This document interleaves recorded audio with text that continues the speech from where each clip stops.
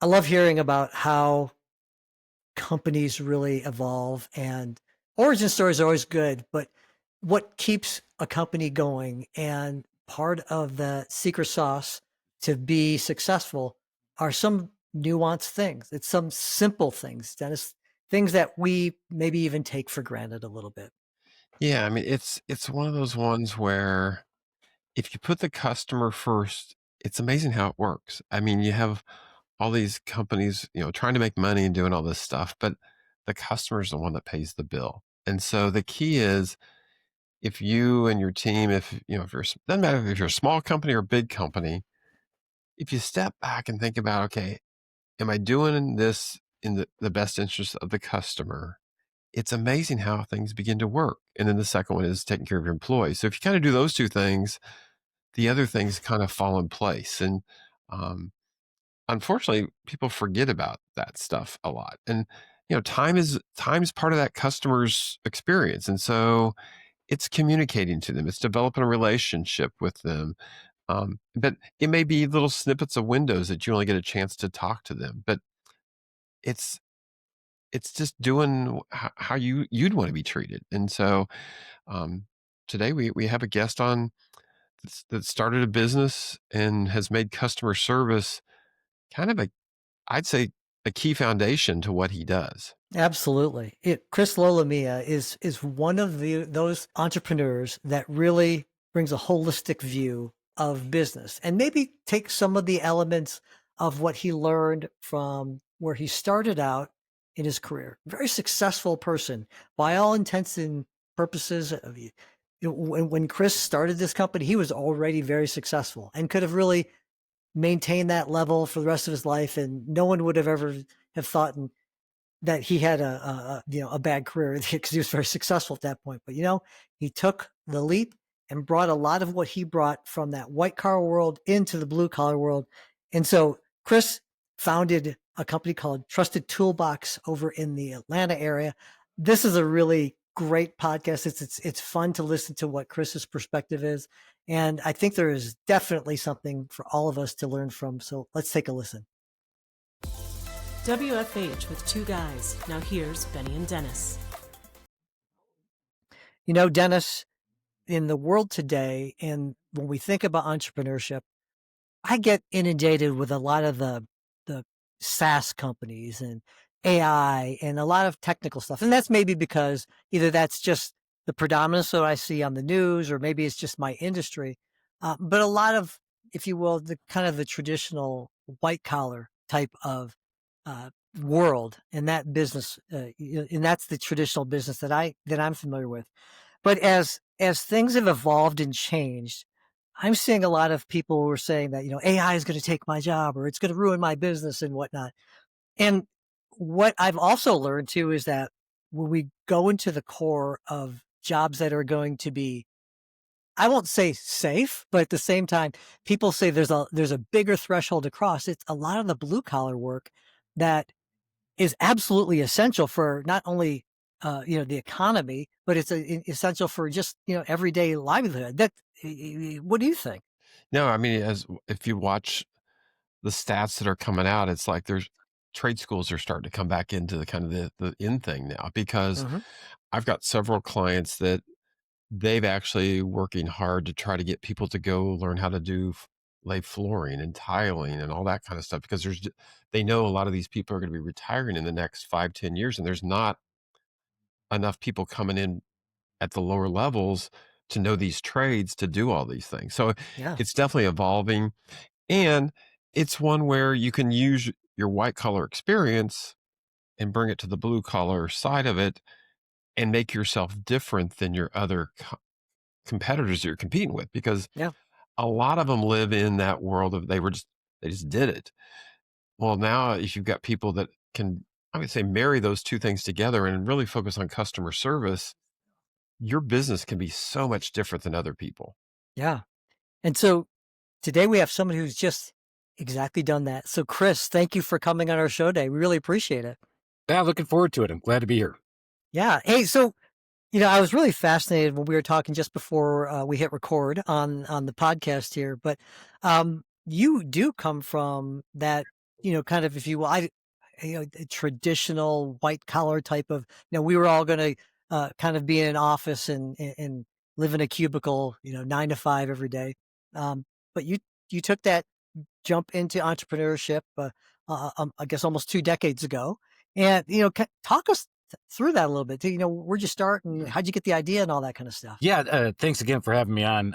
Back in 2006, I had that job that everybody coveted. I was actually in a corner office, had 400 people working for me, a super regional bank here in Atlanta. Mm, I had kind of made it, if you will, but I wasn't doing what I always loved to do, and I've always wanted to start my own business. I started the Trusted Toolbox as a handyman company. Today, we're a handyman and remodeling company.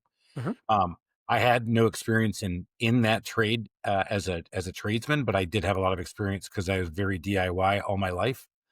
And I also had my master's in mechanical engineering. I've had a pretty circuitous route, as it were, to get where I am.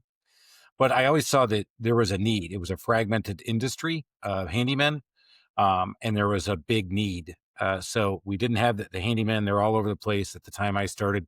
Craigslist is how you'd find them, word of mouth from the church, mhm, wherever. And I felt like if I could put together a program that would allow handymen to do what they're best at and start to serve customers' needs with a customer service bent towards it, that we would have something we'd be able to scale. And that's what we've been able to do here in Atlanta. So we provide the handyman services, but I have ladies who answer the phones. We do the scheduling. We have wrapped vans. We come out in uniform, and try to put the professional touch to what's being done in your home. And that's really, I would say, definitely, you mentioned over the last 2 decades. I've definitely started to see a difference in the last 5 years, where it's mm, being more and more accepted to go ahead and outsource the work in your home. huh, Oh, yeah, and Chris, as we talked before we started the recording, I mean, you guys focus on that customer service aspect, and there's a lot of like little things that people forget that make it so different. Because we just moved into a new home. We've been here 3 months, and there's certain people that have showed up that I can say, hey, they were really good, and there's others they showed up, but it's like it was painful, and it's like as a homeowner I want that experience, and there's certain things that you mentioned. I think that's important for the listener to kind of gravitate to. Yeah, I think you hit on it. People today want to buy experiences, and you can say it's an age thing, millennials and Gen X and Boomers, but people we all want experiences, and you hit exactly what we find. I'm sure the work was done equally well, or maybe it wasn't, but it was. But your perception was this one did it better than the other one, and the one who did it better was probably the guy who confirmed that he was coming out the day before, mhm, and then on the way, he told you what time he was going to be there. And according to traffic, you always had 10 minutes. Um, he got there. He told you what to expect by either having you sign something. In our case, we use iPads for contracts to go over the scope of work that's supposed to be performed, and then gives you an idea of how long it's going to take, which, a lot of times we don't know. And homeowners don't know what to expect. So what we teach our guys to do is call, and now more importantly, text. We're finding that that's actually more of a vehicle. People want to talk, don't really want to talk to you, just want to know. And Exactly. then yeah, when you show, we get that signature. And then when we're done, we ask to walk the job and make sure that the work was performed to their expectations and their satisfaction. Once I started doing that, I started to see my handymen started to perform a lot better. They probably were doing the job just fine, but they weren't doing those little things about the experience you just talked about. mm, And then when you're in the home, let's remember this. Dennis, you just said, I just moved into my house 3 months ago. That's your house that I'm coming in. So I'm invading your space and I'm invading your time. And what we train our guys a lot is you are invading and you have to earn their trust. You don't get it right away. You're not their buddy. You've got to treat this house as grandma's house, and you've got to be able to handle that. And those little things have really propelled us in our customer service and our reviews and our ability to scale here in Atlanta. y- Yeah, and I think that's so important. And and again, for this applies to any type of business. Doesn't matter if it's handyman or any type of service that you're providing, good or service. It's that helping people understand what they're going to get, communicating, and then following up and then exceeding their expectations. I mean, this is not rocket science, but it's amazing how many people struggle with being successful at it. That's Y- true. It's not this is not some revolutionary idea. It's just really hard to execute on It is. consistently over time. And that's where, if you're a solopreneur, it's all on you. And if you're a handyman, which I know well, and you're the one doing the work and answering the phones and producing the invoices and letting people know when they're going to be scheduled, you doesn't allow you to go out and be the artist that you want to be as a handyman. And so that's why I allow our guys to be artists, but they need to know how they're fitting in with a team. And these guys are not team workers. These are not team players. These guys are individual performers. And if you think about it, I use the analogy of a baseball team. A baseball team doesn't help me hit better. A baseball team doesn't help me be a shortstop better and catch the ball and throw it to first base. The team happens when I count on others to do their part while I'm out there doing my part. That's a really good one. It's funny. I'm thinking about as we had started talking about this, and your approach to customer service and the way that you touch the customer. I was taken aback a number of years ago because I've had handyman and and specific contractors come into our house over the years, and there was one HVAC technician who really kind of blew me away. He came in, very respectful guy. He just super, conscious of himself and who he was. And um, one thing he did is he took out these little booties and put them on his feet, and he's walked into the house. That had never happened to me before, and it left such an impression. I think this was probably about 10 years ago when he did that, but I still remember the name of the company. He says, "Oh, it's just the way that we do things here," and that struck me, Chris. That you know that particular individual, and it sounds like you take on that same type of role. It the individual technician is an actual representative, like you said. If you're a solopreneur, everything hangs on you. I get that. For the people who work for your companies, it sounds like you've built a culture, and obviously trained well in terms of just taking that whole customer service experience to that next level. Yeah, it's definitely a culture thing. But Benny, you hit on it. You remember the name of the company. I'll bet Hmm. you don't know the owner's name, but No. you might remember the technician's name, but you will remember his face if you saw him. Yeah, I think his And name that, was Terry, actually. So yeah. yeah. And that's what I tell the guys. I was like, look, one of the things we have on our mission plaque says, I expect you to be the face of our company. I, Mm, I won't be there in front of you. I won't be there in front of the customer. The customer could care less about me and care more about the person providing that service. I mhm, said, so that's why you've got to put your stamp and your artistry on the work you're doing. And part of that is how you communicate with them and how they feel. And we talk a lot about feelings, believe it or not, in our training. I'm mm, talking about feelings with a bunch of middle-aged men, Hispanic, black, white. It doesn't matter. It doesn't matter about race or anything on that. But mm. middle-aged men, we're talking about feelings, and this is not a church group. So when you No, talk about that, that's how you instill that culture, and that's why we have and, continual and training. in an organization, this applies to people in the back office, the accounting people, that world as well. Because I always tell people, everybody's a salesperson. No matter, there's the people that have the title of sales, but everybody's sales because you're interacting with the customer at some point or in the conversation, and you can blow it. I mean, the sales guy can do a great job, the handyman can do a great job, but if accounting is not a nice person and it's a bad experience, Yeah. it's the baseball team analogy. The whole Mhm, team fails because of the one person not doing their part. And that, I think that's so important. I was gonna say another one. This, we're talking field type work. I like Dairy Queen and we like ice cream. So there, we go to a Dairy Queen here in Noonan. And there one day that we went in and there's this girl that it's a drive-through. She begins with the best experience. I mean, she asked you how you're doing. I had the dog in the back. She wanted to know, could I roll down the window so she could say hi to the dog? It's like it was a great experience. The next week we went, it was another girl. All she did was take my credit card, give me my ice cream, and left. And it's like you could see the different experiences going on. That this applies to restaurants or any type of business, anywhere there's customers is creating, it's about feelings, it's about relationships. And those relationships may only be very short windows, but it's a chance to build that relationship. So I know when I go to Dairy Queen, I hope that girl's there because it's always a fun experience because she always asks how you're doing and wishes you the best and hopes. It's kind of like when you go to Chick-fil-A drive-through, you always know you're going to get, you know, a great experience. They're going to ask you lots of questions and how you're doing. And if they have the dog, they always give them a treat and all that kind of stuff. So it's just little things like that that go a long way. 100% agree. You hit on it again. And I think there's a lot of studies out there. Though most people will remember 7% of what you said, 38% of how you said it, but 55% they're going to feel. How did I feel when you talked to me, or what was my Mm. experience like? Yeah. And I'll never forget. This is where we learned this lesson. I use this as an analogy. We went out and did a hall bath. It didn't go well. A guy walked off in the middle of the job. We had to scramble around to get it done. We got it done with quality. We did everything right. And I went and had to do the walk with the customer at the end. And what she said to me was very hitting. In that she said, I wanted to share my pictures of my beautiful hall bath on social media, but it was such a bad experience that I just don't feel like I can do it. And I was like, Wow.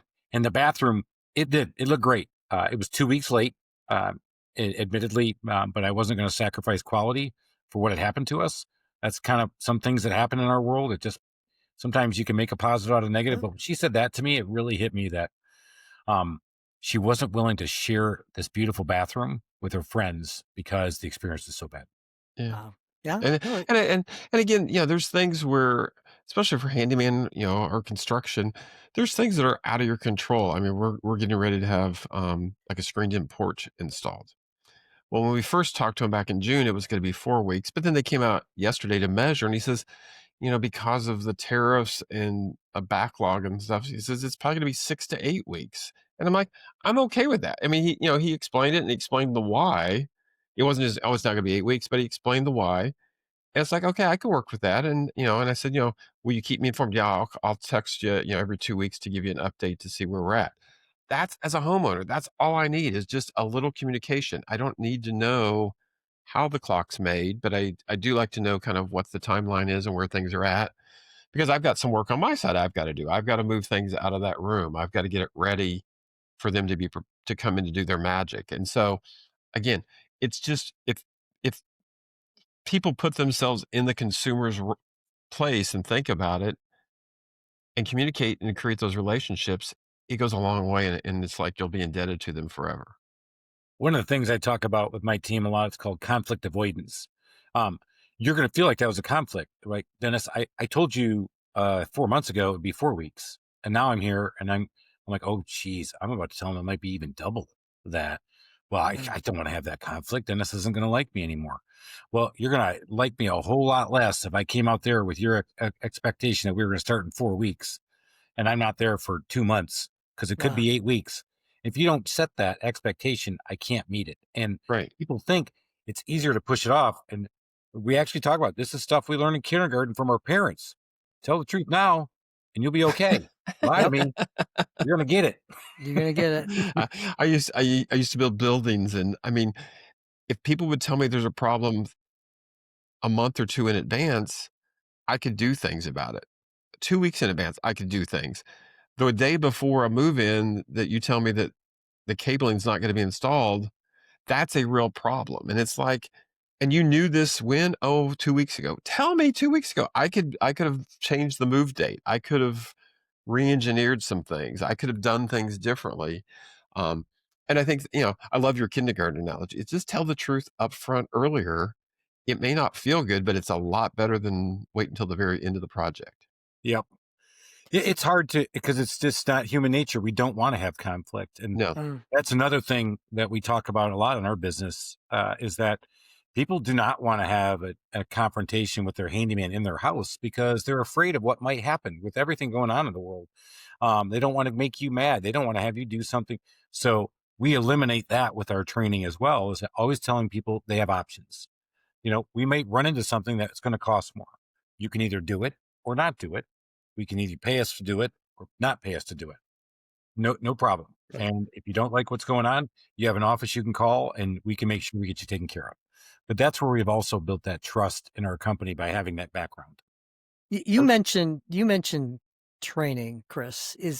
that I'm gonna guess that's a primary foundational aspect to your business in terms of, like, how frequently do you do that? I mean, what do you what are things that you make sure you're covered in those trainings? What's that look like?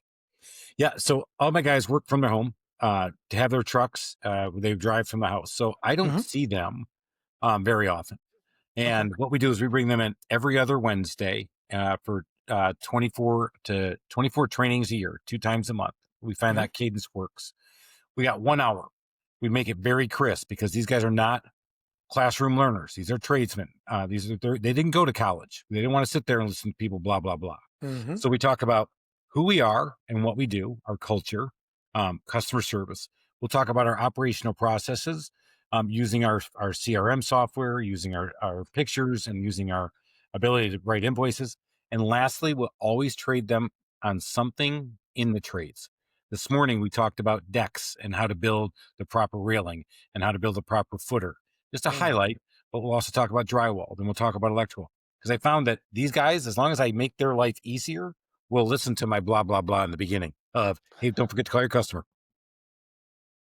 No, that's fantastic, and I'm gonna guess too as well, as a result of training and as a result of the culture, you might actually have some of your employees that say, "Hey, I never really thought about that," or, they were really good at what they did, but never really thought about that aspect to it. I mean, do you have any stories to tell about that at all? I've got a great one. One of my best guys who's now been with me for 12 years, he admittedly came up to me and said, you know what? I didn't want to come to training every other Wednesday at 7:30. And I said, you know what? I'll tell you a secret. I didn't either.